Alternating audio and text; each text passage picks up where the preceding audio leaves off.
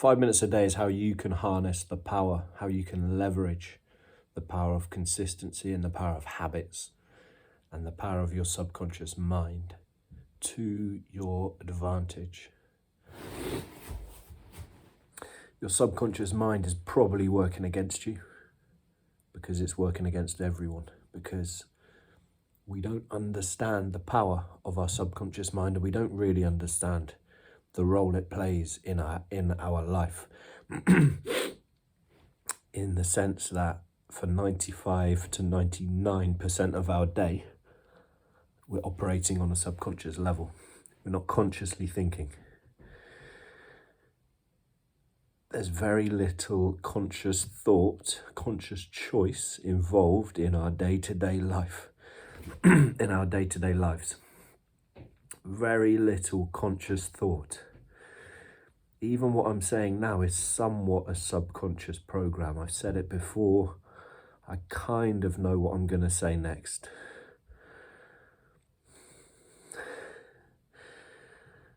So when you get up in the morning, what do?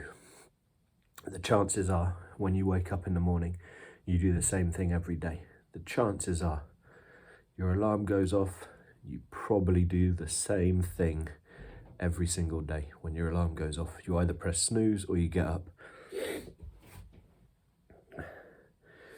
If you press snooze, the chances are, if you press snooze today, you've probably pressed it every day this week, and you're probably going to press it every day next week. And what happens, so it's a habit, and what happens when you press snooze is you're breaking a promise you made to yourself.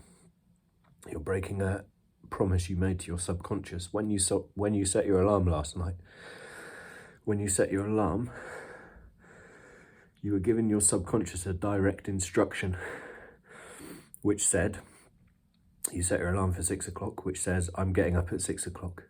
That's what your alarm is for. When your alarm goes off, you get up. It's the time that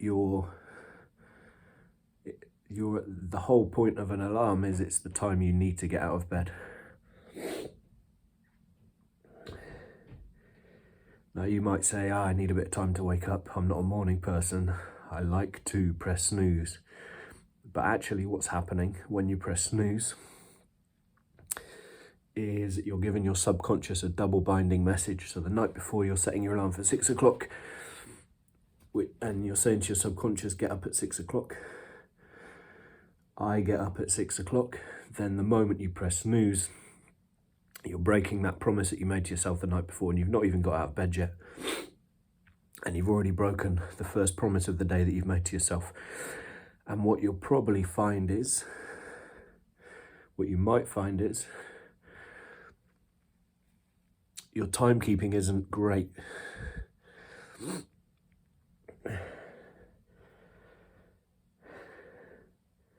You might find that you're the type of person who's late to things.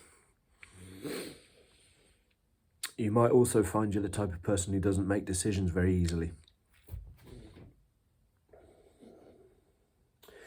Because you're holding a conflicting message in your subconscious, which basically says, I don't do what I say I'm going to do. So then when you say, I'm going to arrive somewhere at 12 o'clock, your subconscious is not certain about the message because you're a snoozer. So the snooze is very destructive, very, very destructive. And it only takes a few days to break the habit of snoozing. It only actually takes 1 day to break it. It just takes a conscious commitment from you that you're the type of person who gets up when your alarm goes off. When my alarm goes off, I get out of bed. That's how you describe yourself. And because you describe yourself that way, you're instructing your subconscious to be that way, so that when your alarm goes off, you get out of bed.